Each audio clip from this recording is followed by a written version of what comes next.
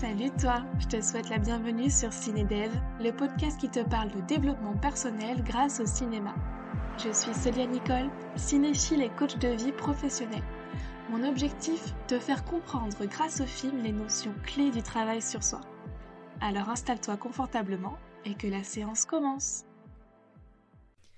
Ça y est, Cinédev est enfin de retour et je suis tellement heureuse de commencer 2023, avec un peu de retard certes, avec ce nouvel épisode de Cinédev en duo. Alors pour te rappeler un peu le concept, j'accueille un ou une invitée et on parle ensemble du film qu'il ou elle a choisi. Petite précision avant de commencer, ce que tu vas entendre est une conversation spontanée, parce que mis à part le fait qu'on ait chacun vu le film de notre côté et pris nos notes, on n'a absolument rien préparé. Du coup, ce que tu vas entendre, c'est le fruit de nos interprétations personnelles à tous les deux. Je vais donc t'inviter à t'installer confortablement et garder ton écoute bienveillante jusqu'à l'arrêt total de l'épisode. Et aujourd'hui, j'ai le plaisir d'accueillir un podcasteur à qui je vais demander de se présenter en quelques mots. Je m'appelle Alexandre et comme toi Célia, je suis podcasteur. Je suis vraiment fan de ce format, j'écoute ça depuis 2016, vraiment très régulièrement. Et puis un jour, je me suis dit, j'admire ces gens qui font des podcasts d'interviews, je les écoute, j'ai l'impression d'être leur pote, mais en fait, ils me connaissent pas. Je me suis dit, et si moi-même je faisais mon propre podcast? Et donc, euh, et donc j'ai fait ce que j'aimais écouter, c'est-à-dire des interviews. Moins des interviews que plutôt des discussions, comme je pense qu'on va avoir aujourd'hui, avec des experts, dans des experts de différents domaines. C'est-à-dire que j'ai un podcast assez généraliste qui s'appelle Principes fondamentaux.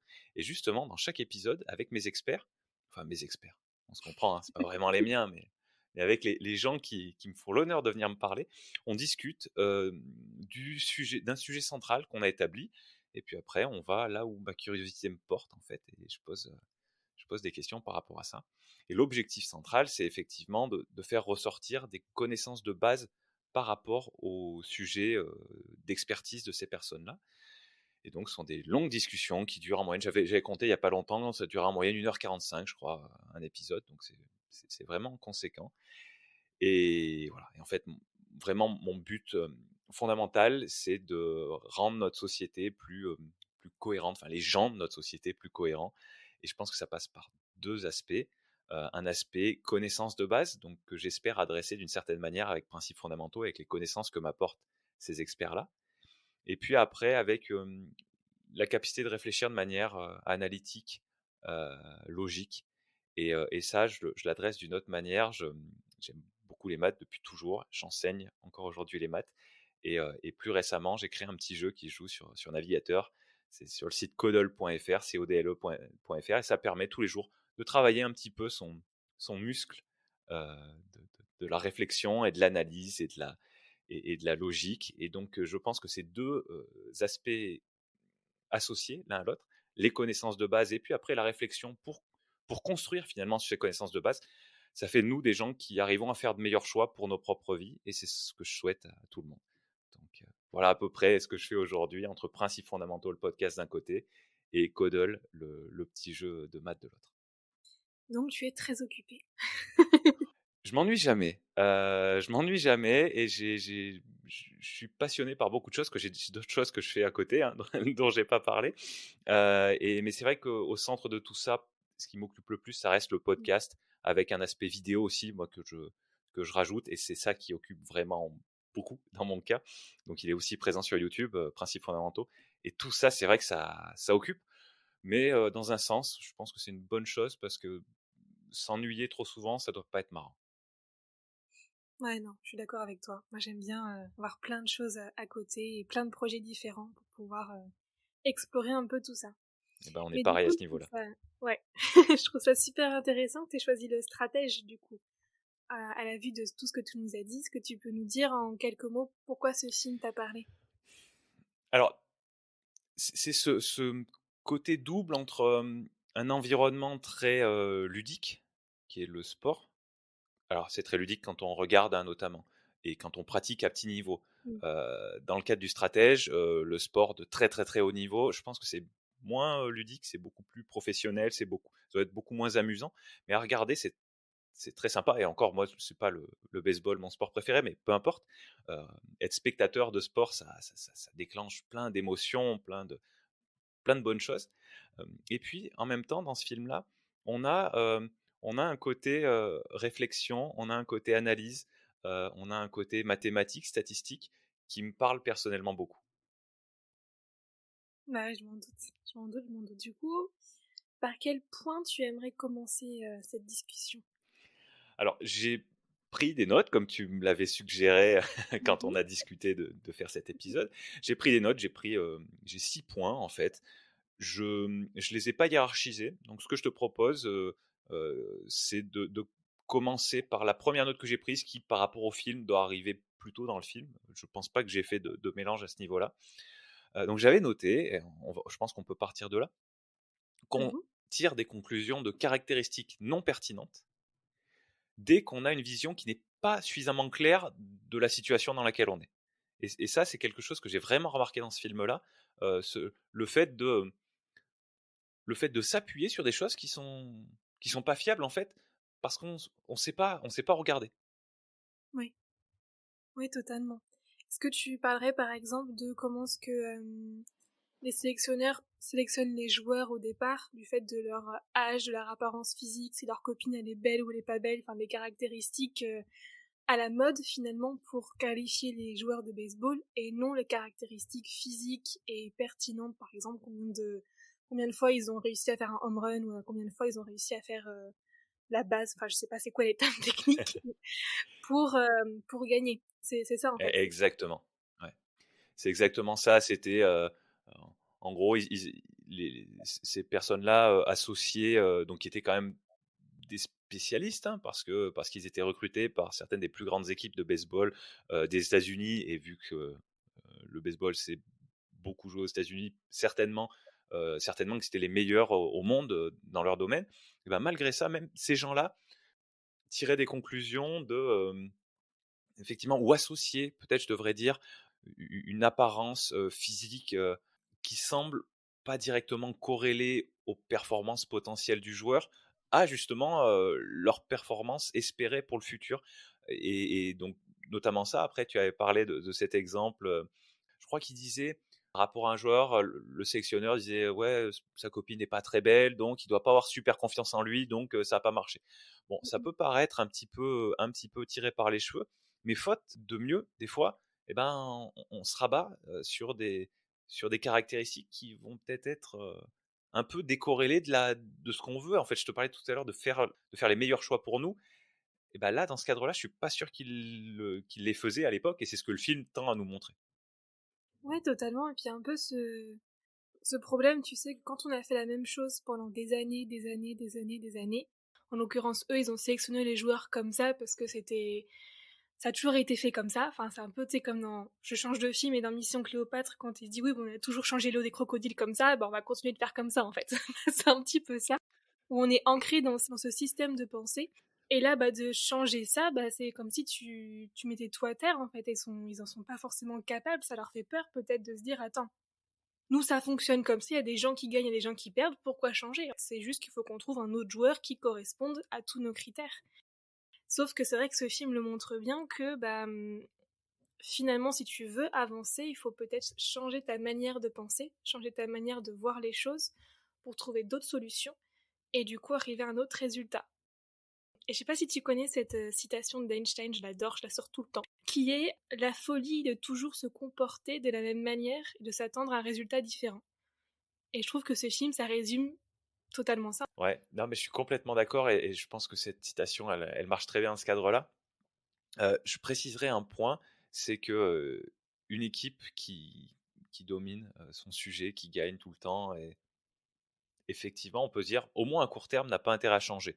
À long terme, il vaut mieux se changer soi-même que se faire écraser sur le long terme parce que le monde autour de nous change. Mais en tout cas, à court terme, on peut se dire, non, bah, ils n'ont pas de raison de changer, ils gagnent quasiment à chaque fois, ils n'ont pas de raison de changer. Mais l'équipe qui est présentée dans ce film-là, c'est une équipe qui n'arrive pas à atteindre son objectif. Et là, effectivement, on se dit, bah, vu qu'ils n'atteignent pas leur objectif, s'ils veulent finalement l'atteindre, il va falloir changer quelque chose. Donc ouais, je suis complètement d'accord avec toi. Totalement. Mais après, t'as dit un truc super intéressant qui était se changer soi-même.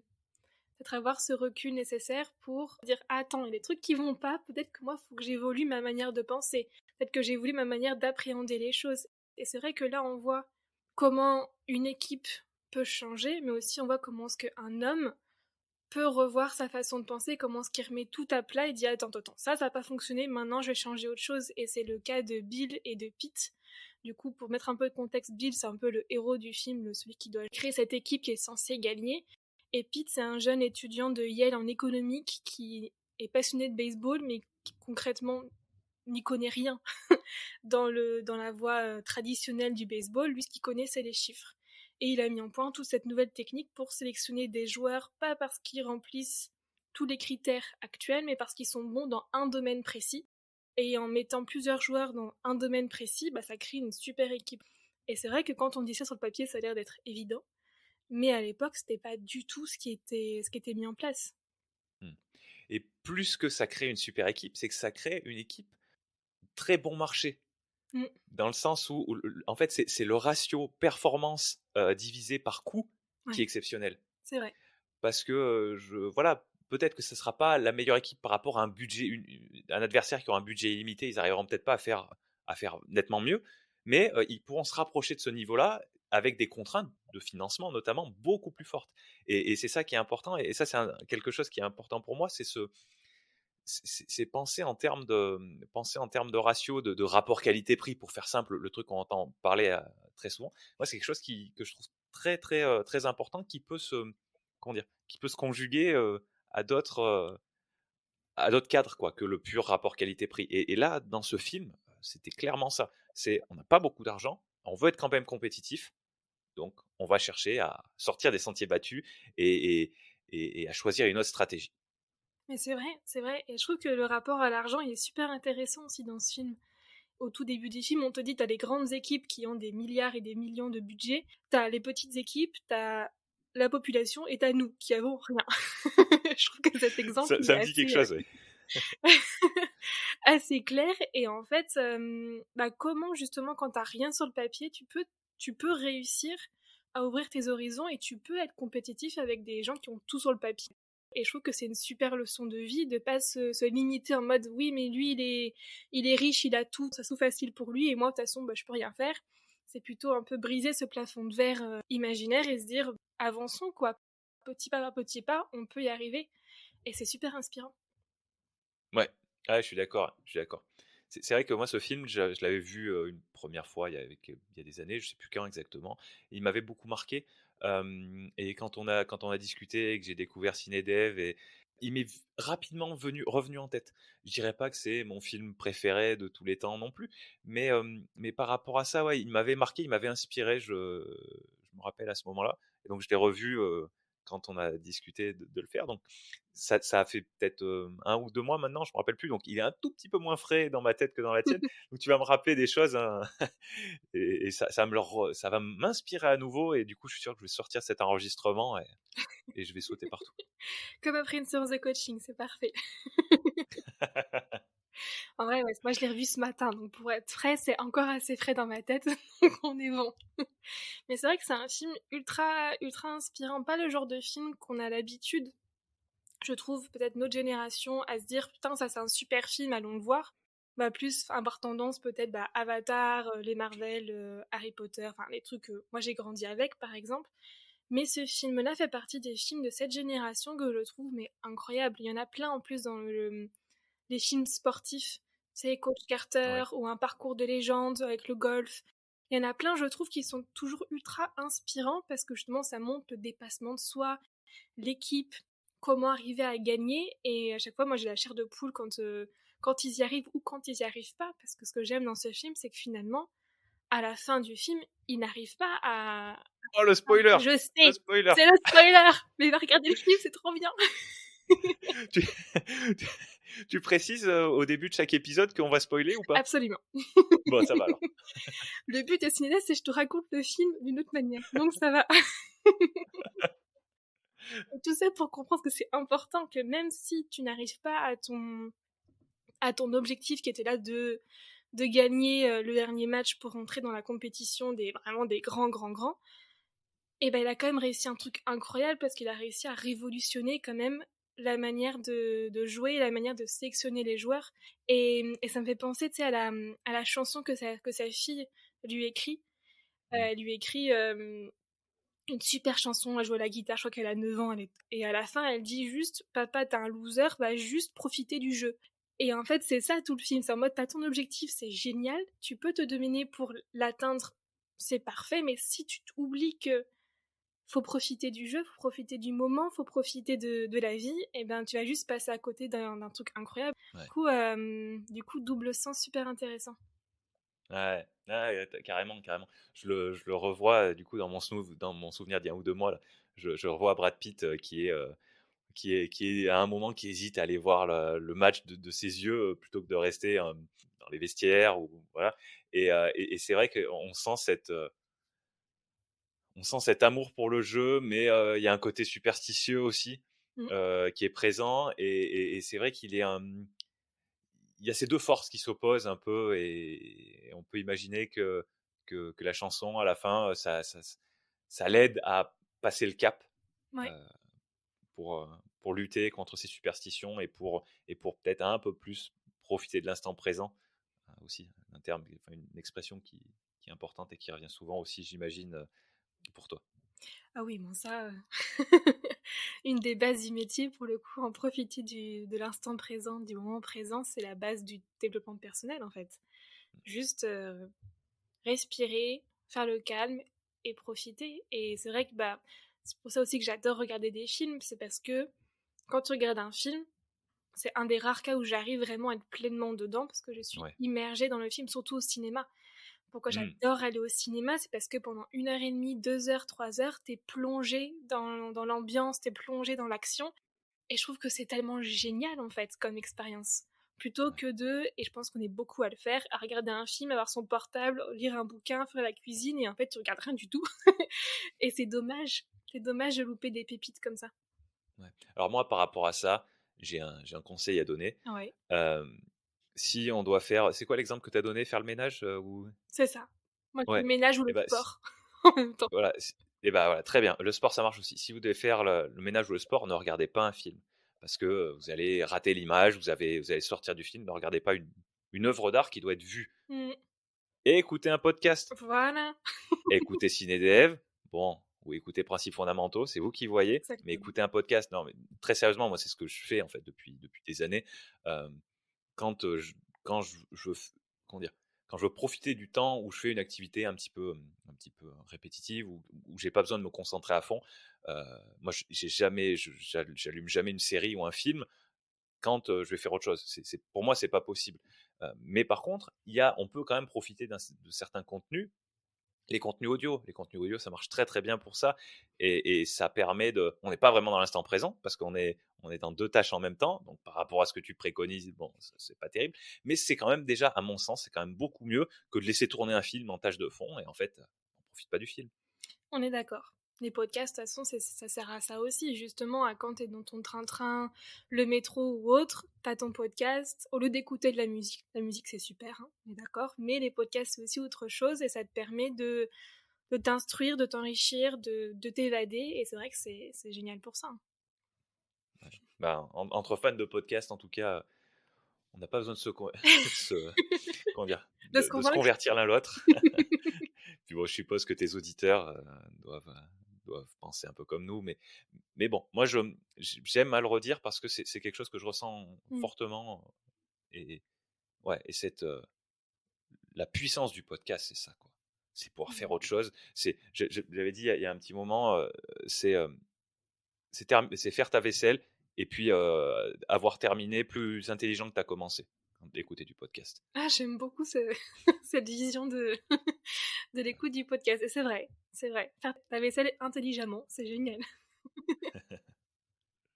À un moment, tu as dit quelque chose sur lequel je voulais rebondir, parce que c'est un point que j'ai noté. Alors du coup, je suis plus forcément dans l'ordre chronologique, mais peu importe. Be different. Être différent. Après, j'avais noté la citation. En gros, la citation, ça disait Si tu essayes de jouer comme les Yankees, donc les Yankees, c'est l'équipe de baseball historique, on va dire, et avec des moyens et avec des Mhm. succès, etc. Donc si tu essayes d'avoir les mêmes stratégies que les Yankees, finalement, dans le back-office, et ben, sur le terrain, tu vas perdre contre les Yankees. Parce que tu peux pas les battre à leur propre jeu, parce que t'as pas les mêmes avantages, t'as pas les mêmes budgets, t'as pas, etc. Et donc, ce qui en découle, c'est que être différent, c'est souvent, alors, moi j'aime pas trop les toujours, les 100%, les etc. Ok, mais là je pense que c'est quand même déjà le cas assez souvent. Être différent, c'est souvent mieux qu'être meilleur. Hmm, ouais, c'est intéressant. Être meilleur dans quel sens?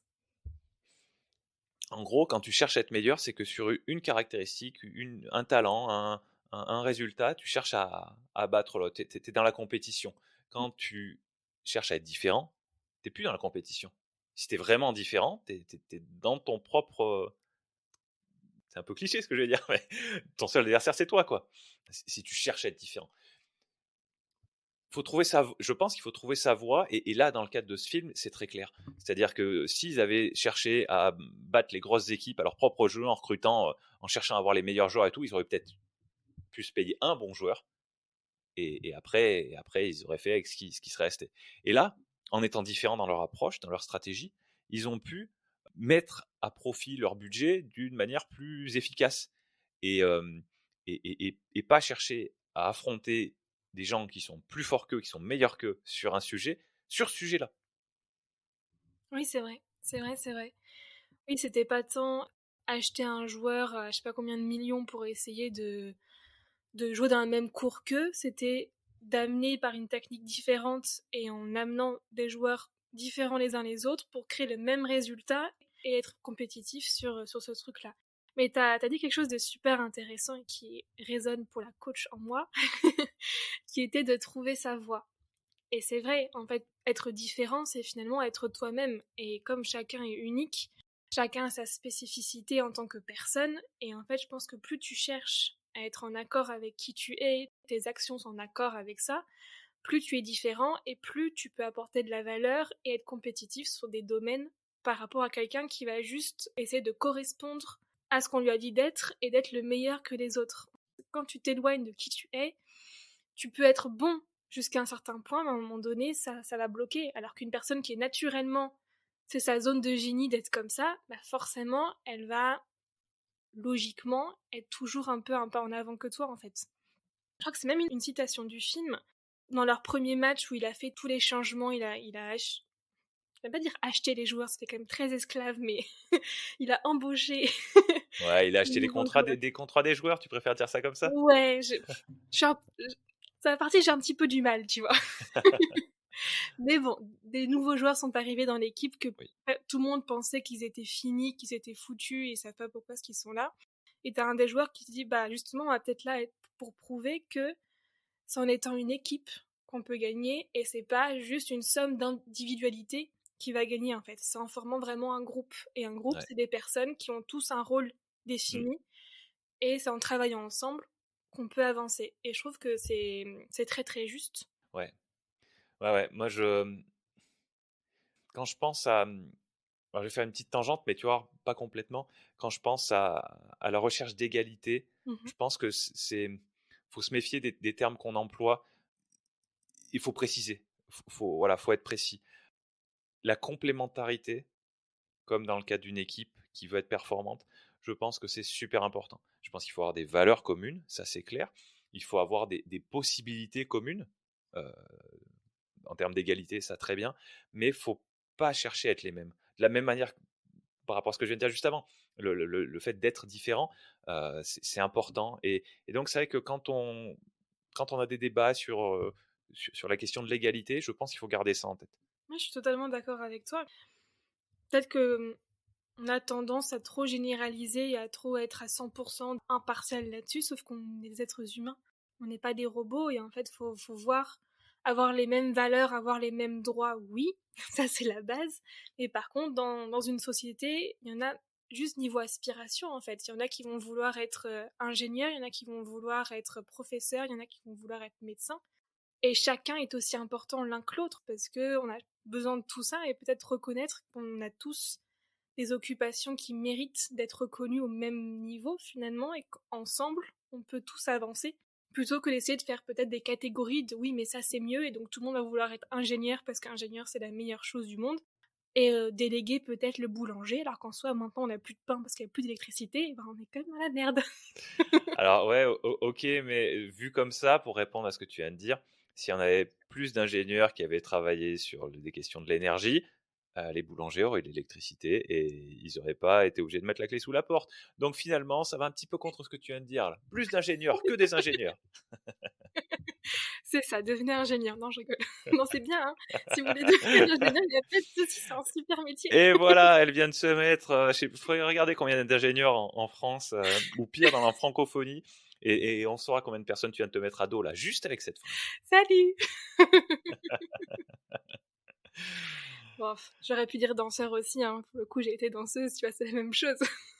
D'accord. Ouais, non, mais évidemment, je pense qu'il y a de la place pour tout le monde, on va dire, et bien sûr que suivant la période dans laquelle on est, quand je dis on, c'est collectivement, il va y avoir des occupations, des métiers plus nécessaires que d'autres, ça c'est évident, mais, mais à l'échelle de la France, par exemple, hein, pour rester dans le contexte, on va dire, le plus Mm. évident qui nous relie tous les deux, euh, il y a de la place.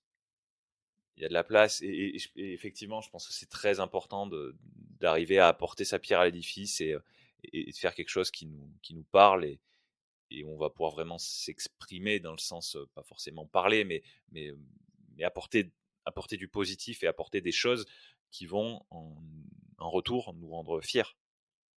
Oui, totalement. Non, mais c'est vrai, t'as raison, il y a de la place. On peut chacun contribuer. Et, euh, et je pense qu'on peut le plus contribuer quand on a conscience de ça et qu'on a conscience que, bah, à l'échelle de la France, on est toute une population pour un pays et qu'on peut tous à notre manière faire avancer un peu le pays. Et ça va dans l'esprit, bah, un peu comme dans une équipe de sport. On est ensemble vers un même objectif plutôt que des individualités qui disent oui mais moi attends je veux être supérieur à toi et je veux machin et en fait la compétition, c'est bien quand ça te drive vers quelque chose de positif ensemble, mais la compétition entre chacun, ça nous dessert plus qu'autre chose. Ah, bah, c'est clair, c'est clair. C'est sûr. La difficulté, je pense que c'est ancré en nous depuis très longtemps et je pense que dans notre évolution, faut penser plus coopération et c'est de plus en plus facile de le faire parce que par rapport à quelques siècles dans le passé ou quelques millénaires dans le passé, les ressources on va dire, le confort général est plus important, Oui. même s'il y a de grosses différences entre les gens et entre les pays, etc. Mais à l'échelle globale, on est capable, en gros, d'avoir le coût par calorie de pain, par exemple, il a été réduit. Je ne sais même pas, divisé par. J'avais entendu la stat, je l'ai oublié, mais c'était monstrueux, divisé par 100, divisé par 1000, divisé par 10 000, je ne sais plus, entre 2020, enfin, dans la période qui se termine en 2020, entre 1500 et 2020. Donc, donc des choses qui étaient vraiment des questions de survie pour quasiment tout le monde à l'époque, où peut-être que les rois étaient un peu plus privilégiés, mais pour quasiment tout le monde. Aujourd'hui, pour l'immense majorité des gens en France notamment, dans le monde des fois c'est un peu plus compliqué, mais c'est plus vraiment un problème. Euh, je sais plus d'où je suis parti pour arriver là, mais ça me semblait important quand j'ai commencé. Non, alors, attends, je sais plus pourquoi Mais c'est je, super pourquoi je disais intéressant. ça, mais ah bah ça me revient pas. T'as pu le début de ma réflexion? Non, mais par contre, je vais rebondir dessus parce que tu Ok. soulèves un point super important, qui est que c'est vrai que toutes ces questions-là, on peut se les poser quand justement nos besoins fondamentaux sont déjà OK. Ouais. C'est aussi un truc où dans le développement personnel, on va peut-être parfois être trop général et trop dire oui, il faut absolument que tu penses au moment présent, il faut absolument que tu penses comme si.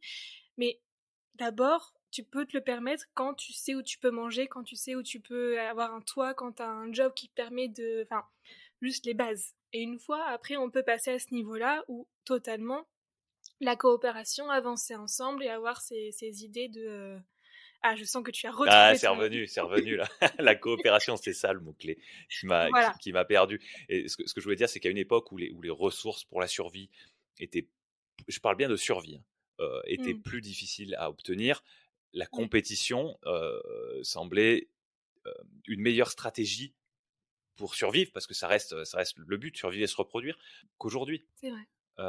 Et aujourd'hui, eh ben, quand on entend parler de problèmes comme du réchauffement climatique notamment, et ce que ça commence déjà à entraîner, ce que ça va entraîner de plus en plus à l'échelle globale, et puis la guerre sinon, évidemment, à l'échelle globale, la solution, c'est la coopération. Et donc, faut désapprendre ce genre de choses, et ça peut se passer à plusieurs échelles, et c'est très dur. C'est très dur. Donc, merci d'avoir remis le doigt, parce que je m'étais perdu tout à l'heure. Je savais que je voulais arriver à un point, mais je m'étais perdu. Merci d'avoir remis le doigt dessus. Ouais, moi, je suis très coopération, et toi, c'est pareil, hein. Quand on fait un podcast où on discute avec quelqu'un, euh, c'est ça le but. C'est pas de battre l'autre en disant, ouais, moi, j'ai eu une meilleure citation dans le stratège que toi, Célia, donc t'as perdu. Non, non, c'est justement, c'est que la somme de nous deux, ça fasse ressortir des choses qui seraient pas ressorties si on n'avait pas eu, si on n'avait pas eu ça. Et indirectement, du coup, que nos auditeurs puissent en tirer un bénéfice aussi. Mais totalement, et ce que j'aime bien justement avec ce genre de podcast et d'échange, c'est qu'on, je trouve qu'on redonne un peu un contexte à la communication. Et que si on fait attention un peu, genre, c'est un truc qui m'avait, j'aime pas dire choqué, mais c'est un peu choqué quand même. Les débats, je suis très politique aujourd'hui, mais bon, les débats politiques actuels et un débat politique que j'avais vu sur YouTube dans les années 70. Et bah, c'était pas du tout la même chose en fait. Parce que dans les années 70, je sais plus dans quel contexte, une personne parlait respectueusement, elle exposait son point de vue. L'autre personne attendait que la personne ait fini de parler et exposait son point de vue. Il y a un peu ce respect de la communication et de l'autre en tant qu'être humain. Et même si tu n'étais pas d'accord avec ce que l'autre disait, eh bien, on pouvait ensemble communiquer. Et c'est la base en fait de tout débat, c'est juste t'as un point de vue, t'as un point de vue, et peut-être qu'ensemble, soit on va rester sur nos points de vue, soit on va créer un nouveau point de vue. Et qu'actuellement, j'ai l'impression qu'on a un petit peu perdu ça. C'est un peu justement un concours de non, mais attends, toi t'as tort, et puis t'as fait ça, et puis t'as fait ça. Et la communication, c'est pas rejeter la faute sur l'autre, c'est juste exposer, communiquer pour s'enrichir mutuellement et peut-être enrichir le reste en fait. Ouais, ouais, Donc bah, c'est ça intéressant. je suis complètement d'accord avec toi sur ce point. Je pense qu'on, je pense qu'on devrait pouvoir discuter de tout.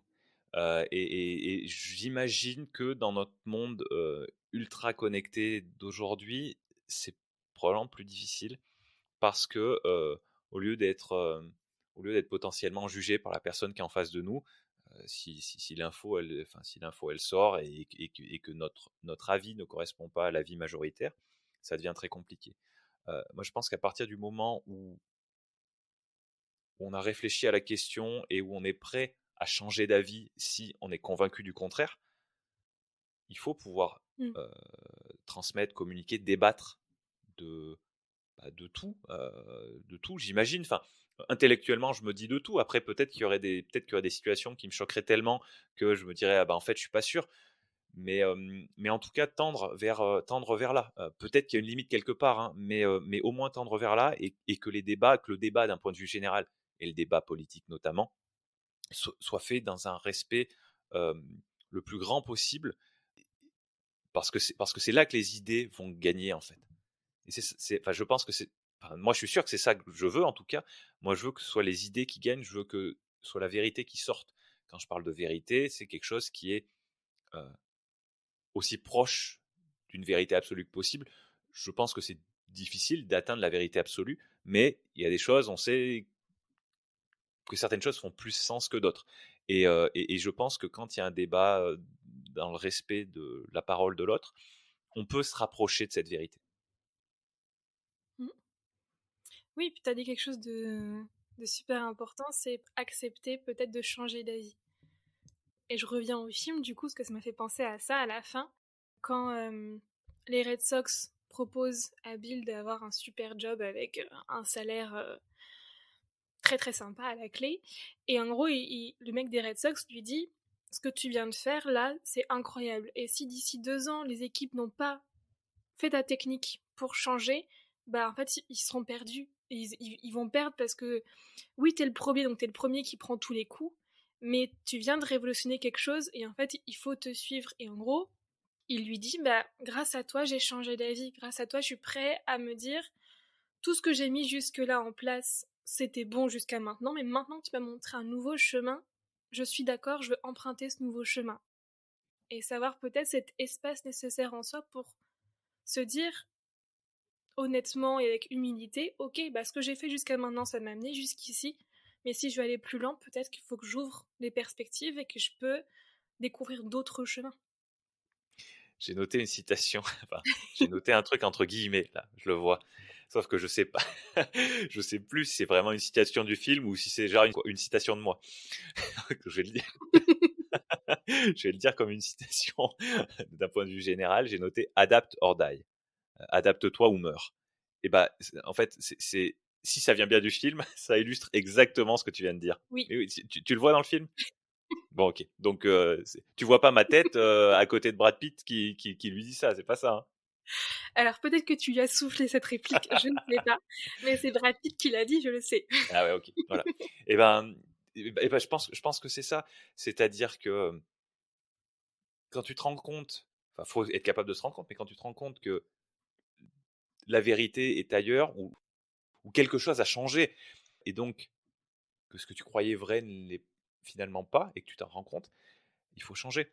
Il faut changer. Si tu restes sur tes positions, et bah au final, tu vas disparaître. Donc exactement comme ce que tu viens de décrire avec le proprio des Red Sox, qui dit, qui lui répond, ouais, ce que tu as fait, dans quelques années, les équipes qui n'auront pas mis en place ces stratégies-là euh, seront mortes.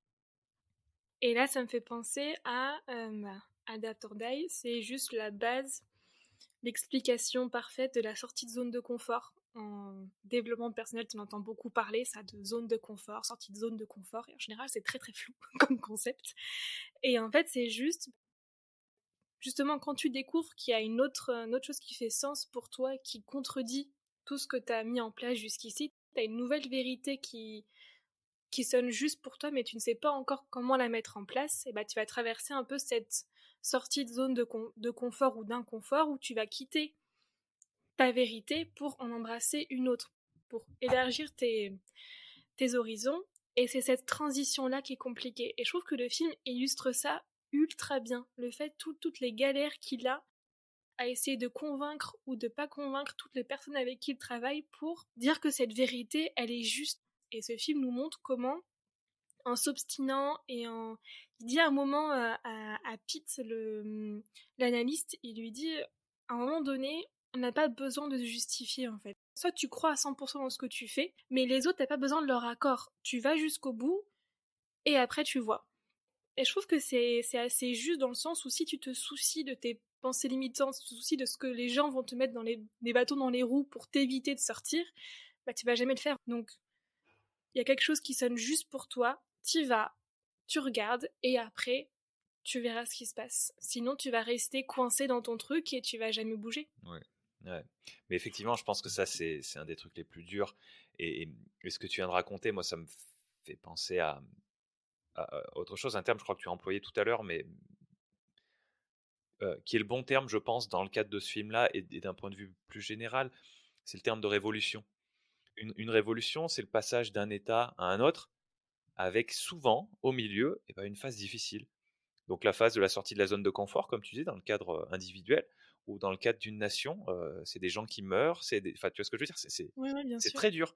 Et, et quand la révolution, elle est faite pour que le futur soit meilleur, c'est très vague, hein, ce que je dis comme terme, mais pour que le futur soit meilleur que le passé, bon, et ben, ce qu'on est capable d'encaisser pendant la période difficile de révolution, au moins, on se dit, c'est des sacrifices qui valent le coup.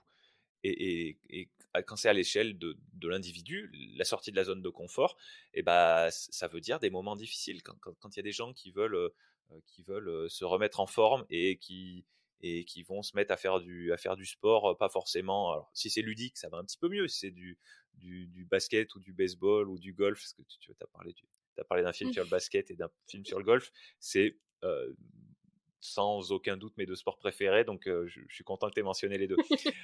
Quand c'est quelque chose de ludique, encore, ça passe un peu mieux parce qu'on se rend moins compte qu'on fait les efforts. Mais quand les gens se disent, ouais, imaginons quelqu'un qui est en méforme totale, bah moi je vais me mettre à courir les matins avant d'aller au boulot, la torture quoi. Mmh. Enfin, je veux dire, surtout à cette période-là de l'année, hein, on est en plein hiver, c'est terrible. Et, et donc voilà, là on est dans la période de la sortie de la zone de Mmh. confort, dans la période de la révolution. Par contre, si on arrive à passer le cap, là on arrive de l'autre côté. Et si on se trouve en bonne santé, peut-être qu'on se plaît plus physiquement ou ce genre de choses grâce à ces efforts-là, bon, on se dit, ouais, j'ai souffert, mais au moins le jeu en valait la chandelle. Et je trouve que c'est très intéressant, cette idée de la révolution. Et il y a un gap, il y a une marge de manœuvre. Elles peuvent être très brutales, les révolutions, et elles peuvent être plus douce dans une certaine mesure. Et donc ça, c'est à nous d'anticiper les choses et de se dire, eh ben, comment est-ce que, par exemple, pour reprendre mon exemple, est-ce que vraiment la meilleure stratégie, c'est d'aller courir le matin à 6 heures ou à 7 heures de nuit, sachant que j'ai pas couru depuis 10 ans, ou est-ce que c'est bah, justement, je vais me mettre, je vais aller jouer, alors je sais pas, basket peut-être pas dans ce genre de situation, mais je vais aller jouer à un sport avec des copains ou des copines 2 fois par semaine, et je vais déjà progresser un petit peu. Et puis si je veux aller plus loin, et ben après je vais aller dans une salle de sport faire un truc moins ludique, mais je suis quand même au chaud donc ça va. Euh, voilà. Et le processus est différent, mais l'objectif est le même. Mmh. Et ça, on peut l'anticiper, on peut y réfléchir en amont à la stratégie qu'on va mettre en place.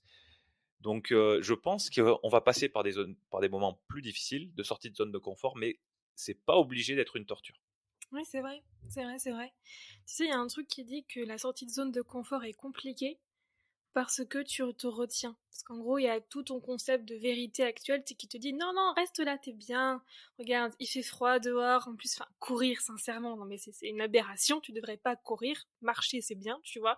Et t'as toutes ces excuses qui te disent non, mais reste sous ton plaid à regarder un film, c'est quand même beaucoup mieux. De toute façon, on est dans le truc, on aime notre corps, du coup avec 1 ou 2 kilos en trop, ça passe, tu vois. C'est toutes ces excuses à la con qu'on se dit pour rester dedans. Et en fait, c'est plus on va se fixer un objectif grand de sortie de zone de confort et plus on va se retenir à notre bulle de confort que le processus va être compliqué en fait. Parce qu'on va d'un côté tendre vers ok, je vais aller courir, je veux faire un marathon, je veux faire cet objectif parce que ça me porte. Et d'autre côté en mode non, de toute façon, je vais pas y arriver, ça sert à rien. Je sais pas aligner 2 pas, j'ai même pas de chaussures. Enfin, toi, c'est trouver un peu l'entre-deux entre les excuses et ton objectif. Et tu l'as très bien dit, une des solutions à ça, c'est de trouver d'autres manières de le faire. Te dire, ok, mon objectif c'est le marathon, bel objectif, super, mais avant, qu'est-ce que je peux faire? Ouais, Hein. très bel objectif, hein, je précise. J'ai un très bon ami qui va Ouais, écouter cet épisode, qui s'appelle Thomas. Salut Thomas, et qui s'est mis en tête qu'il ferait le marathon de Paris cette année, donc c'est dans plus très très longtemps. Alors, bravo Thomas, bravo. voilà, je pense qu'il est en bonne passe d'y arriver, et voilà, il est sorti de sa zone de confort et il est dans la bonne direction. Donc j'adore l'exemple que tu prends parce que on a parlé de, on a parlé de ton podcast ensemble et il va écouter. Enfin, il est en train d'écouter. Salut Thomas, donc voilà, bien joué pour l'exemple. Sache Thomas que j'admire. Sincèrement, je pense que je ne serais jamais capable de ce que tu es en train de faire actuellement, donc bravo. Mais bon, pour tous ceux qui ne sont pas comme Thomas, donc Thomas voudra nous donner des listes de ce qu'il a fait pour préparer pour le marathon, il y a des solutions de qu'est-ce que tu peux faire en première étape. Quel est le premier truc que tu peux faire pour te remettre un peu en forme, pour reprendre contact avec ton corps et avancer étape par étape jusqu'au marathon. Un objectif comme ça peut faire très très peur. Et en général, plus les grands, plus il nous fait peur et plus on reste là où on est, parce qu'on se dit non mais c'est trop grand, de toute façon je vais jamais y arriver. Alors que si tu te décomposes en petits pas, et ben tu dis ok, bah ça j'ai fait ce petit pas. Et par exemple, j'ai pas fait de marathon, mais je me suis remise au sport cette année. J'ai une super coach sportive qui me suit. Et ça faisait genre 4 ans que j'avais pas fait de sport. Et bah au début, j'ai recommencé des petites séances d'une demi-heure. Et là, j'arrive à faire une demi-pompe. Tu vois, c'était ma grande victoire de l'année parce que je sais faire une demi-pompe. C'est en enchaînant les victoires qu'en fait tu prends confiance, et t'avances. Et donc du coup, je reviens au film parce qu'il y avait un but dans tout ça. Et c'était ça, c'est qu'à partir du moment où il a fait tous les changements pour jouer l'équipe telle qu'il l'a conçue, et à partir du moment où Bill s'est investi avec les mecs dans le processus, parce qu'en fait, pour mettre un peu de contexte, Bill au départ, il était un petit peu en mode je gère une équipe comme des chiffres, c'est-à-dire qu'il faut que je puisse envoyer un joueur ici, un joueur là-bas, m'en défaire aussi facilement que me défaire une paire de chaussures, et du coup, faut pas que je m'attache. Mais donc, quand il a compris qu'il fallait qu'il y ait un contact humain, fallait qu'il leur explique aux mecs qu'il fallait qu'ils jouent d'une manière différente, fallait qu'il les coach pour être différents, et bien là, l'équipe a commencé à gagner. Elle a commencé à gagner un match, deux matchs, jusqu'à atteindre les 20 matchs d'affilée. Donc c'est comment voir long terme, oui, mais comment découper le long terme en des trucs que tu peux faire dès maintenant. Ouais, ouais, tu t'as bien bouclé la boucle sur l'idée de la révolution où on se dit, bah, je veux passer d'un état A à un état B très différent de l'état A. Et si t'essayes de sauter, essayes de sauter d'un coup, bah, a priori, tu vas te casser la figure. Mais en découpant en petits pas, tu augmentes sincèrement les chances d'y arriver. Et j'imagine que des personnes comme toi peuvent aider justement, des coachs peuvent aider à faire cette découpe, peut-être à se fixer sur le bon objectif au début et puis ensuite à faire cette découpe parce qu'en tant que coach, tu n'as pas l'attachement émotionnel de la personne par rapport à son objectif, tu as un regard extérieur et, et c'est peut-être plus facile d'amener, tu vas me dire ce que tu en penses, hein, mais bah tiens, voilà, je vais te poser la question.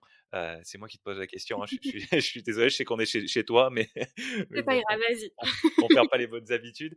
Par rapport à tes propres objectifs et par rapport aux objectifs de gens que tu vas coacher, est-ce qu'il n'est pas plus simple de, euh, peut-être, j'allais dire, alors, au début, je voulais dire de savoir ce qui est bon comme découpe ou comme objectif. Mais c'est pas ça que je veux dire parce que je me méfie de cette façon-là. Mais au moins de prendre des décisions par rapport à la découpe, par exemple, des étapes pour arriver vers un objectif. Est-ce que c'est pas plus simple quand tu coaches quand tu le fais pour toi-même? Bien sûr que si. Parce que la posture de coach, la posture de mentor, c'est d'avoir justement le recul nécessaire pour voir l'ensemble du tableau. Donc, comme tu le dis, on n'a pas le bagage émotionnel lié au passé, à la vie de la personne. Nous, ce qu'on voit juste, c'est à ton objectif, quelles sont les étapes que tu peux mettre en place de façon la plus logique et la plus fluide pour toi. Nous, on n'a pas toutes les pensées limitantes qui sont en mode oui, non, mais attends, ça c'est pas possible, ça c'est pas possible, ça c'est hors de question. On les a pas. Par contre, quand la personne nous les communique, on peut l'aider à travailler sur ces pensées limitantes pour lui dire là, tu vois, ça c'est une pensée limitante. Alors, elle existe, tu la remercies parce qu'elle est là pour te protéger d'une certaine manière. Mais là, elle te sert à rien. Du coup, on va avancer. On va faire autre chose. C'est d'avoir ce recul. Moi, je me suis remise au sport, mais je me fais coacher. Parce que pareil, moi, je voulais me ressentir un peu plus tonique, retrouver idéalement un corps de danseuse, mais me sentir déjà un peu plus forte sur mes jambes et tout. J'aurais pu faire comme tout le monde, ce que j'ai fait moi pendant des années, regarder deux trois vidéos YouTube, faire ça pendant une semaine, puis après abandonner parce que c'est trop dur, et puis de toute façon je sais pas ce que je fais, et puis voilà. Non, je me suis fait accompagner. Et du coup, ma coach, que du coup je vais citer Laure Fiescourt qui est extraordinaire, m'a fait un planning qu'on a fait évoluer au fur et à mesure de comment ce que j'avançais, quels étaient mes ressentis, et au fur et à mesure, en fait, on évolue. Donc se faire accompagner pour des objectifs comme ça, courir un marathon, le sport ou objectif professionnel ou personnel, c'est vrai que c'est toujours plus simple d'avoir un regard extérieur qui puisse te dire attends, là, je comprends ce que tu traverses, mais en fait, ce que tu traverses, là, c'est ce que ton mental te dit. C'est pas la réalité. Et en fait, t'as une autre façon de voir les choses. Et cette autre façon, peut-être, va t'aider. Donc, on va travailler ensemble pour voir cette autre façon-là. Bah, ça a l'air très puissant. Ah, c'est génial. J'adore. Je comprends que ça te passionne comme ça. Ah, mais ouais, tu sais, l'humain, déjà, en général, je trouve ça passionnant. Mais surtout, les interactions avec soi et avec les autres, pour moi, c'est les fondements de la société, l'humanité en tant qu'humain, quoi. Donc, c'est important. Quand, quand tu, quand tu coaches, c'est à ça que tu penses en priorité. Enfin, c'est comment dire, ou peut-être c'est ça qui t'attire le plus, c'est le côté interaction avec un autre, avec une autre personne. Je pense, ouais, je crois que ce qui me motive le plus, c'est d'aider la personne à comprendre qu'elle a déjà tous les outils. Hmm. En fait, c'est de l'aider à comprendre que, sincèrement, je sers à rien. Qu'en fait, il faut juste qu'elle réapprenne à se faire confiance et à se connaître assez pour voir la situation différemment et voir la situation de la meilleure manière pour elle. Moi, Hmm. mon rôle, c'est, surtout dans le développement personnel, c'est d'aider la personne à se connaître, à s'aimer et à s'exprimer. Et à partir de là, je dis pas qu'elle va se connaître à 100% parce que personne ne se connaît à 100%, on évolue constamment. Pareil, l'amour de soi, c'est un travail de tous les jours. Quand on aime une personne, tous les couples ne restent pas, bah c'est bon, je t'aime, ça y est, c'est pour toute la vie, ça se travaille. Les émotions changent, évoluent, il y a les. Comment dire, il y a les aléas de la vie, enfin, tout ça c'est très fluctuant, c'est en mouvement. Et pareil, s'exprimer, tout dépend de où est-ce que tu en es dans ta vie actuellement, mais c'est comment combiner tout ça pour, à chaque fois que tu prends une décision, tu sais que tu prends la meilleure décision pour toi, pour qui tu es actuellement. Et ça, je trouve que si on apprend tous à faire ça, c'est ultra puissant. Parce que du coup, on prend plus des décisions basées sur ce que les autres veulent de nous, basées sur ce qu'on devrait être, mais plutôt basées pour qui on est. Et on en revient au début de ce que tu disais, être différent. Bah, être différent, c'est être soi. Et donc, arriver à prendre les décisions pour soi, et bah, ça t'arrive à faire des choses incroyables. Bien. Bah, c'est tout ce que je souhaite à tous tes auditeurs. Merci. Il y a, il y a 2 ou 3 points que j'aimerais mentionner par rapport au film. Alors, il y en a un qu'on a un petit peu déjà abordé, donc je sais pas si je vais quand même leur dire parce que je pense que c'est quelque chose qui est vraiment central dans le film. Et en plus, j'ai une petite histoire que j'avais entendue qui m'a beaucoup parlé et que je raconte de temps en temps. C'est le fait qu'on continue souvent de faire comme avant parce qu'on a toujours fait comme ça. Ouais, ça, tu en as parlé tout à l'heure. Euh, Moi, j'ai cette histoire-là qui m'avait marqué, qui m'avait beaucoup amusé. C'était une fillette qui demandait à sa mère maman, pourquoi est-ce que je dois couper le pain en deux avant de le mettre au four? Ah bah c'est parce que j'ai toujours fait comme ça et c'est parce que ma maman, ta grand-mère, elle faisait comme ça. Et puis après, la maman, elle se dit ah tiens, je vais demander à ma mère pourquoi elle faisait comme ça en fait. Pourquoi est-ce qu'on coupe le pain en deux pour le mettre dans le four?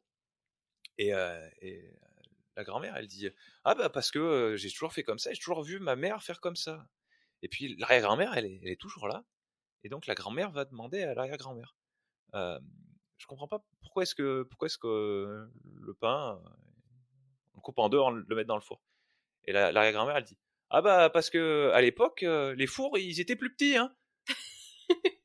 Voilà. Donc c'est vraiment le fait de s'adapter à sa situation et à la réalité qui nous entoure qui est plus importante que de continuer de faire comme on avait fait avant. C'est un raccourci de continuer de faire comme on avait fait avant. Parce que souvent ça marche. Bien sûr. Parce que tout ne change pas tout le temps. Mais il y a un moment où si on continue de faire ce qui a été fait pendant très très longtemps, peut-être que ça n'a pas changé, mais ça fait très longtemps, il y a des chances qu'il y ait certains éléments qui changent. Et donc, ça vaut peut-être le coup de dépenser de l'énergie pour réfléchir au fond du problème Mm. et, et à peut-être pas découper le pain alors qu'il passerait entièrement dans le four et que ça serait peut-être mieux ou pas mieux, je sais pas. Moi, j'ai jamais vu de pain découpé dans le four, mais en tout cas, dans l'histoire, ça disait ça et ça m'avait beaucoup plu. Bah, quand t'as des bébés fours comme moi, si c'est pratique. Toi, t'as un four de l'époque de ton arrière-grand-mère. J'ai le mini four trouvé sur Le Bon Coin. C'est le mini four un peu d'étudiant. Là, tu mets une mini pizza dedans. Mais écoute, ça fait son job. Du coup, c'est pas mal. Ouais, ok, moi j'ai compris. Mon histoire, elle marche moins bien avec toi. Bah, super. Non, mais elle est géniale, j'adore. Mais du coup, ça me fait penser à une des premières questions que le film pose et que le personnage principal pose. Et c'est ce que tu dis, c'est du coup poser la question. Et c'est ce moment-là où ils ont perdu leur grand joueur. Ils essayent de remplacer ces joueurs-là. Il est à la table, il leur dit c'est quoi le problème. Le Hmm. problème, c'est parce qu'il faut remplacer ces joueurs. Non, c'est pas ça le problème. C'est quoi le problème? Et les gens disent bah non, c'est parce que bah on a perdu tel joueur, tel joueur, tel joueur, du coup bah faut les remplacer, il faut trouver un mec aussi bon. Il dit non, c'est pas ça le problème. Le problème, c'est qu'il y a des entreprises, enfin des associations de baseball qui ont tant de budget et nous, on a 10 fois moins. C'est ça le problème. Et je trouve que c'est la base de tout, c'est à savoir justement c'est quoi le problème, c'est quoi la question à se poser pour Ouais. commencer à avancer et tout part de là. Et finalement cette petite fille elle était vachement sage de se dire mais maman pourquoi est-ce qu'on fait ça? Juste remettre en cause de attends, ça me semble étrange, juste pourquoi on fait ça? Au Mmh. pire t'es plus intelligent parce que t'as appris quelque chose et Ouais, au mieux t'es en mode bah t'ouvres un nouveau cheminement de pensée. ouais. Et quand le pire résultat possible, c'est de terminer plus intelligent, c'est que tu as choisi un bon C'est pas problème mal, à appréhender. je trouve que c'est pas Donc, mal. donc ça me va bien. Tu sais, ça c'était l'avant-dernier point, peut-être même le dernier point que je voulais aborder. J'avais noté le principal, c'est de se poser les bonnes questions. Et tu vois, et tu y es arrivé. Donc ça veut dire qu'on est quand même vachement en phase par rapport à la lecture de ce film. Donc soit c'était tout ce qu'il y avait à lire et bon, c'est juste que le réalisateur et la personne qui a écrit le film ont été très très bons. Soit c'est qu'on est très intelligents, toi et moi. J'allais dire connecté, mais intelligent, ça me va aussi. Ouais, ouais, c'est plus marrant à dire. Et en plus, on est que tous les deux. Il y a personne pour nous dire non, vous dites des bêtises là. On a personne pour dire ça en direct, donc, donc on en profite. Non, mais ouais, ouais, cette question de se poser, enfin, ah, le fait de se poser les bonnes questions, c'est vraiment essentiel. Tu parlais de la question pourquoi il y a 30 secondes. Moi, mon podcast Principes fondamentaux, à la base, je voulais l'appeler Pourquoi. Mmh. Et c'est peut-être le mot qui me plaît le plus, ce mot pourquoi, parce qu'il ouvre énormément de possibilités. Et c'est ça, au début, je crois que je disais quelque chose du genre, je cherche à me rapprocher de la vérité. Et je pense que le meilleur moyen de se rapprocher de la vérité, c'est de poser la question pourquoi et d'essayer d'obtenir les réponses. Et donc, ce que j'écrivais là dans ma note là par rapport au film, euh, donc le principal, c'est de se poser les bonnes questions. Sinon, quelles que soient les réponses qu'on obtient, elles seront pas pertinentes. C'est vrai. Si tu te poses une question, si tu te poses la mauvaise question, même la meilleure réponse pardon, possible à cette question n'est pas pertinente et donc elle t'apporte rien, alors que c'est la meilleure. Donc Mmh. oui, oui, vraiment, se poser les bonnes questions, comme tu l'as bien souligné par rapport à ce film, moi je pense que c'est le plus important. Et sauf que c'est pas forcément évident de se poser les bonnes questions. Donc, moi, mon conseil, c'est faites comme les petits enfants de 3 4 ans, je sais pas à quel âge ils font ça. Posez-vous beaucoup de questions. Et si vous posez beaucoup de questions, vous allez naturellement tendre vers les bonnes au fur et à mesure avec l'expérience. Et puis même si, tant que c'est pas le cas, et ben dans le lot, vous allez vous poser des questions qui seront pertinentes, qui vont vous amener des réponses qui vont vous guider dans la direction que vous voulez. Alors, je ne dis pas dans la bonne direction parce que tout n'est pas blanc ou noir, mais au moins, il y a des choses qu'on veut, il y a des objectifs qu'on se fixe, des choses qui nous apportent du bonheur, du mieux-être, de l'épanouissement. Et je pense qu'il faut se poser des bonnes questions, qu'il faut se poser des bonnes questions, et donc se poser des questions pour se faciliter le chemin, en tout cas, vers ces objectifs-là. Totalement. Et d'ailleurs, tu as dit quelque chose que j'adhère à 100%, c'est justement faites comme les enfants, posez-vous des questions. Et ce personnage-là, il a une fille qui a 9 ans et qui voit, parce que les enfants sont quand même des êtres très intelligents, qui voit que c'est compliqué pour lui. Il dit ben, papa, est-ce que ça va? Est-ce que tu vas quitter ton job? Est-ce que tu vas être viré? Est-ce que tu vas devoir déménager? Et finalement, aucun des adultes ne lui a posé ces questions-là.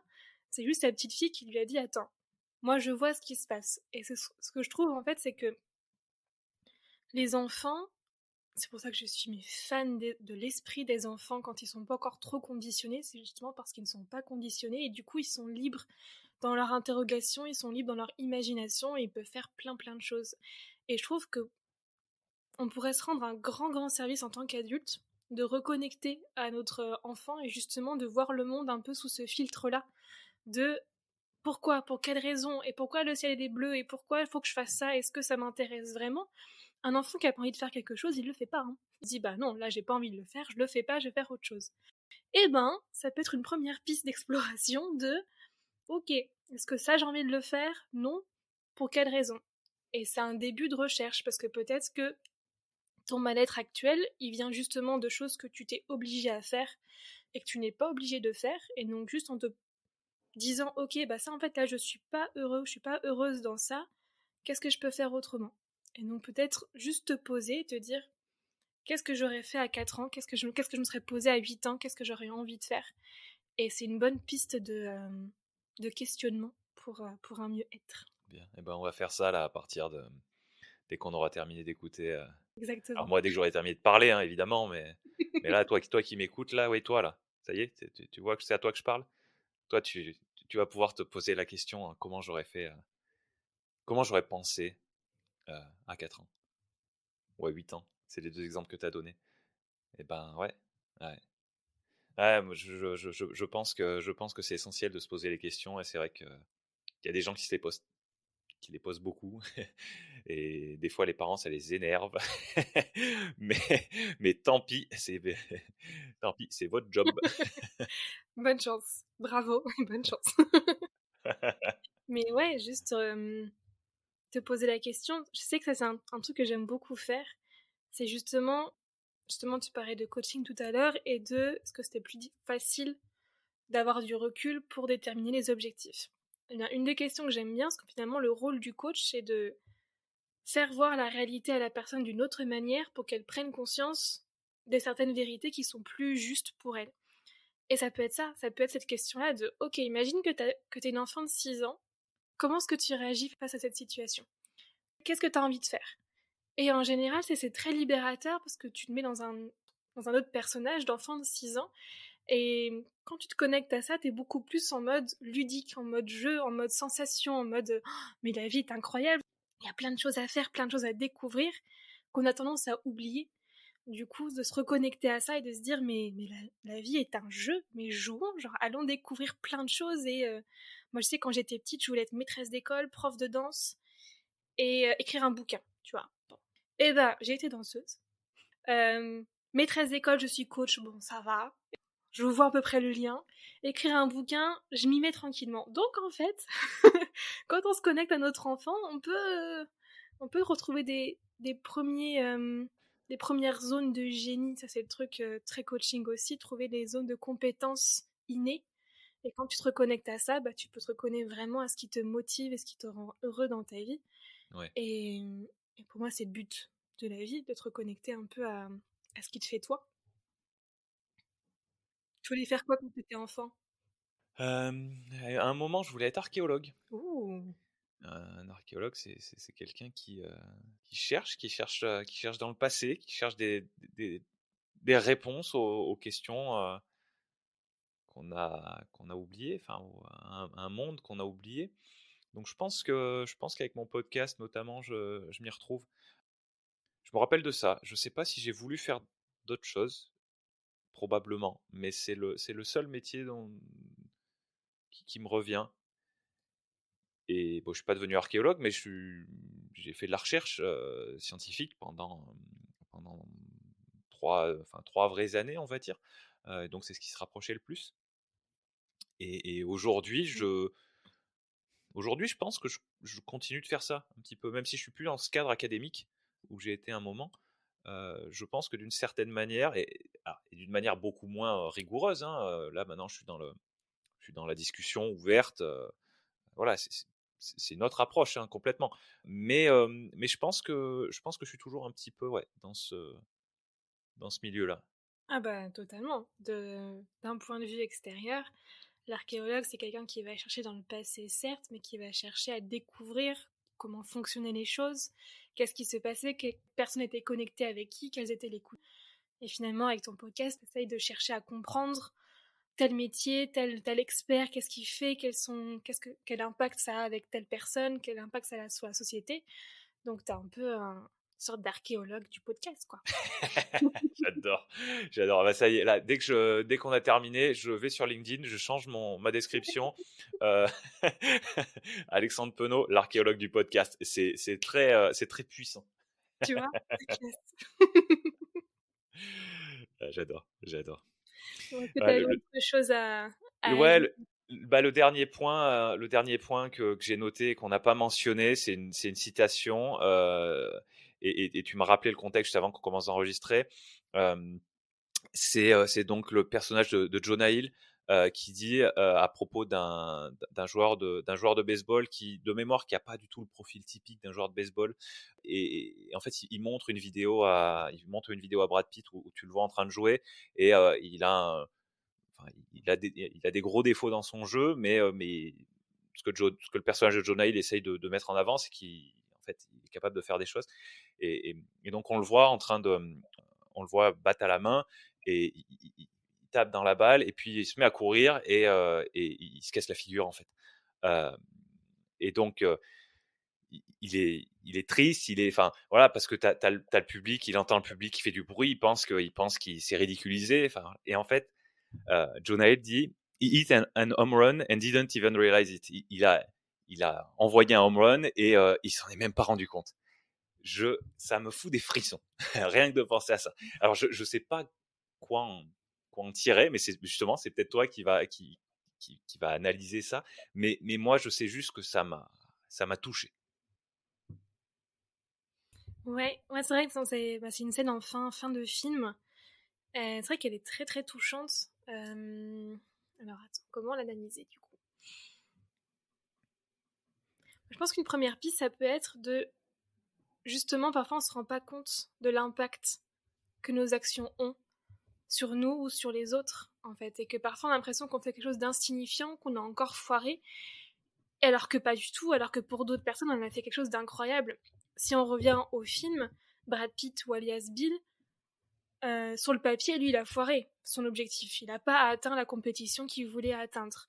Mais il a révolutionné le système du baseball et de création des équipes. Donc en fait, ton échec, parce que tu peux qualifier un échec, ton cassage de gueule, et ben ça peut inspirer des milliers de gens à côté à poursuivre ce que tu as fait ou à inventer d'autres choses. Et finalement, on apprend tous autant de nos cassages de gueule que ceux des autres. Et par exemple, je sais pas, tous les mathématiciens, tous les physiciens, ils n'ont pas trouvé tout de suite la réponse à leur théorème. Ils n'ont pas inventé ce théorème comme ça d'un. Ils ont galéré. Ils ont raté plein d'équations. Équations. Équations. Ouais, avec le Z, ça fait plus allemand et on a eu des très très grands physiciens allemands, donc je comprends d'où ça vient. Avant de trouver le truc, pareil, en danse, le nombre de fois que j'ai loupé mes pirouettes, c'était un truc, mais. Et pourtant, en fait, je pense que les choses importantes à revenir de ça, c'est que finalement, quand tu penses avoir foiré, ça t'a appris quelque chose et ça peut inspirer les gens. Ton foirage peut inspirer les gens à faire autre chose. Et parfois, à force de te sous-estimer, de voir juste ce que tu viens de foirer, prends un pas de recul peut-être pour voir que, ok, là tu t'es cassé la gueule, Ouais, mais t'as fait un home run. Donc, prends un peu l'espace de te dire, ouais. ok, mais qu'est-ce que ça se trouve dans ma vie, j'ai une répercussion par rapport à ça qui est énorme et que j'étais tellement focalisée sur mon dérapage par terre que je n'ai pas vu le reste. Donc, ça serait peut-être ça. Hmm. Ouais, ouais, carrément, carrément. J'aimerais rajouter un truc. Euh, je pense que la peur nous met des œillères, tu vois. Et je pense que là, c'est clairement le cas dans cette scène où, il devait être, comment dire, il devait beaucoup penser Mm. à son échec potentiel. Et du coup, il n'a pas vu ce qui se passait autour. Et je pense qu'il y a des moments où il faut être focus. Donc, au moment où tu es à la batte, peut-être typiquement, où tu t'apprêtes à viser une balle qui arrive très vite sur toi, euh, avec une batte super fine. Enfin bon, j'imagine que dans ce cas-là, il faut être focus. Mais il y a plein de moments dans la vie où, au contraire, il faut être ouvert. Il faut avoir un champ de vision beaucoup plus large. Euh, et je pense que peut-être que peut-être que cette scène, d'une certaine manière, le rappelle en faisant évidemment écho au héros du film, au personnage de Brad Pitt qui, euh, qui avait cet objectif de gagner le championnat, qui échoue, mais qui révolutionne son sport et qui va rentrer dans l'histoire par rapport à son sport. Donc je pense qu'il y a ici aussi, hein, comme à mon sens un peu partout, il y a un équilibre à trouver entre les moments où on est focus et les moments où, on a l'esprit, on a le regard plus ouvert. Et voilà, et la difficulté c'est de savoir à quel moment faire quoi. Totalement. Toute une balance à trouver dans tout, en fait, hein. Dans toutes nos actions, il n'y a pas de noir, il n'y a pas de blanc. C'est notre meilleure balance à trouver dans chaque situation et voir comment est-ce qu'on peut agir au mieux. Mais j'ai arrêté de parler parce que sinon je vais encore parler pendant 3 heures. Et Moi, je suis pas pressé, hein, c'est toi qui vois. le truc, c'est qu'une fois qu'on me lance, on peut me lancer sur tout ce sujet. C'est vrai que la peur, c'est vrai qu'elle nous conditionne énormément. T'as raison, c'est comme des œillères, en fait. Et plus t'es focalisé sur ta peur, Mm. plus t'as de chances de foirer ce que tu fais. Parce que Ouais. le cerveau, il comprend pas. C'est pour ça que la visualisation, par exemple, est aussi forte. C'est parce que le cerveau ne comprend pas la différence entre la réalité et ce que tu imagines dans ta tête. Donc plus tu vas imaginer dans ta tête que tu vas foirer, plus tu vas foirer, en fait. C'est pour ça que on travaille tout ce qui est sur les pensées et tout, parce que tes pensées ont un impact concret sur ta vie.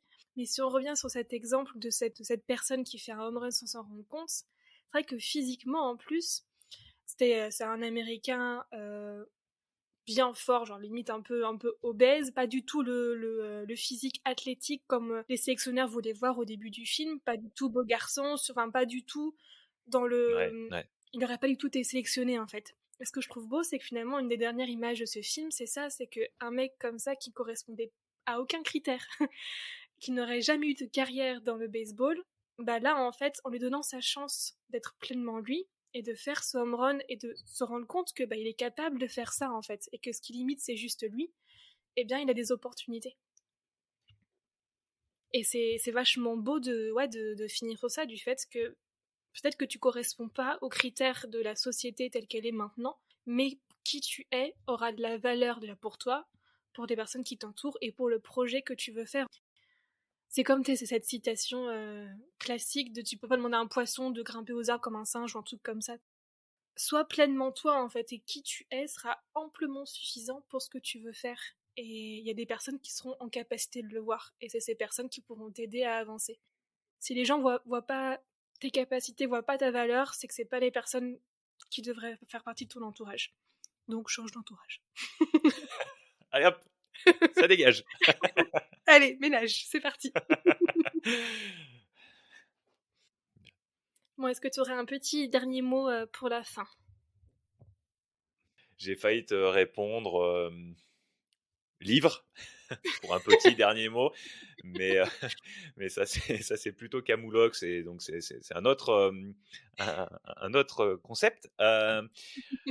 Non, je pense qu'on a dit, je pense que ce film est, enfin ce film il me parle vraiment en fait pour ce qu'il met en avant et on l'a vu parce que ça fait un petit moment qu'on discute maintenant en partant de ce film et puis en élaborant, en disant ce qu'on pense, etc. Euh, donc euh, bah, ceux qui n'ont pas encore vu ce film et qui n'ont pas trop perdu en s'étant fait spoiler à peu près tout par Célia et moi, je vous encourage à le voir parce que ça, voilà, moi il m'a impacté, je pense. Célia, j'ai l'impression que c'est aussi ton cas. Ouais, totalement. Et voilà, et donc je pense qu'il peut impacter d'autres personnes enfin, je suis sûr qu'il a impacté d'autres personnes et je pense que à la suite de l'écoute de cet épisode, d'autres personnes peuvent en tirer du bénéfice. Mais ouais, moi, je retiendrai deux, trois éléments. Donc moi, mon petit résumé, ça serait vraiment se poser des questions en général, se demander est-ce que c'est vrai, en tout cas, est-ce que ça fait sens. Ne pas chercher à être meilleur, c'est-à-dire ne pas chercher la compétition absolument. Dans certains cas, ça fait sens aussi, mais bon, moi, je pense que globalement, il vaut mieux rechercher la coopération. Euh, et puis voilà. Et puis si on arrive déjà à faire ces deux choses, enfin, moi en tout cas, je guide ma vie autour de ces deux choses, la recherche de la vérité et la coopération. Et quand je passe des heures à parler à mes invités sur mon podcast, c'est le, la, la synthèse de ces deux éléments. Et on le voit très bien dans ce film. Donc, c'est les deux points peut-être sur lesquels j'aimerais le plus insister. Eh bien, ce sont deux très bons points. que je suis totalement d'accord avec. Et je suis très contente qu'on finisse peut-être ces deux points-là, se poser des questions et chercher à être soi plutôt qu'à chercher à être meilleur qu'un autre. Finalement, c'est des points assez beaux et des beaux objectifs à atteindre, en tout cas dans notre vie. Je vais te remercier infiniment d'avoir partagé ton micro avec moi et ton analyse du stratège. En tout cas, merci parce que j'ai pu le revoir au moins 4 fois depuis, depuis le premier rendez-vous fixé, donc c'était parfait. Oh, ouais, donc tu le connais par cœur en fait. Presque. Tu peux le Ah, c'est rejouer vrai, là, vas-y, rejoue-moi une scène tout de suite là. Tu fais tous les personnages. comme ça. Donc, vous avez pas vu, mais elle a mis un coup de batte de baseball fictif et voilà. Et j'ai imaginé la balle qui partait comme ça au loin. Home run, exactement. Bah, je te remercie de m'avoir invité. J'ai passé un très bon moment. Ça fait un petit moment que j'enregistre en étant la personne qui pose majoritairement les questions, en étant la personne qui reçoit et en étant la personne qui édite l'épisode et qui le publie et qui fait tout ça. Je suis tellement content de me dire que c'est toi qui va faire tout ce boulot derrière. Ça me, ouais, c'est un soulagement, un plaisir. Et plus sérieusement, je me suis éclaté à avoir cet échange qu'on a eu. Je parlerai pas trop de débat parce on n'a pas été assez opposés, je trouve. On était trop synchrones pour vraiment débattre et comment dire, et se renvoyer des arguments. Mais c'est pas grave, pas grave, on était trop d'accord. Bon, bah on fait avec. Non, non, j'ai vraiment passé un bon moment en étant de l'autre côté du micro entre guillemets, même si ça ne veut absolument rien dire, parce que je parle pas au niveau du fil. Mais mais voilà, j'ai passé un bon moment. Donc merci à toi. De j'ai hâte d'entendre le résultat. Et puis bah j'espère que si certaines personnes ont appris des choses, voilà, venez parler à Célia en tant que podcasteur. Je sais ce que c'est. Ça, voilà, si vous écoutez, que quelque chose vous intrigue, que vous avez une question par rapport à quelque chose qui a été mentionné, allez demander à Célia. Donc, je pense qu'elle vous expliquera exactement où allez lui parler. Ça nous aide beaucoup. Euh, on passe du temps. Alors, en général, du bon temps, mais pas que. Hein. Des fois, faut faire les tâches ingrates. On passe du temps à faire ce qu'on fait. Et si on a des auditeurs, on aime interagir. Elle l'a dit tout à l'heure, Célia. On aime interagir. Et donc venez interagir avec nous. Allez interagir avec Célia. Merci, venez me parler.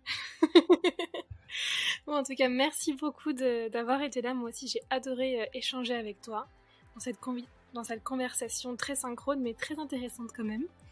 J'espère que tous ceux qui écoutent ont eu des points qui les ont peut-être intrigués, qui les ont intéressés. Peut-être que dans 2-3 jours, ça va faire sens ou pas. En tout cas, ça a lancé des petites graines qui vont sûrement germer. Et dans tous les cas, allez voir Le Stratège parce que c'est un super film. En plus avec Brad Pitt, donc je vois pas ce qu'il y a plus d'arguments à avoir pour aller voir un film. Je vous fais plein de bisous et à très vite.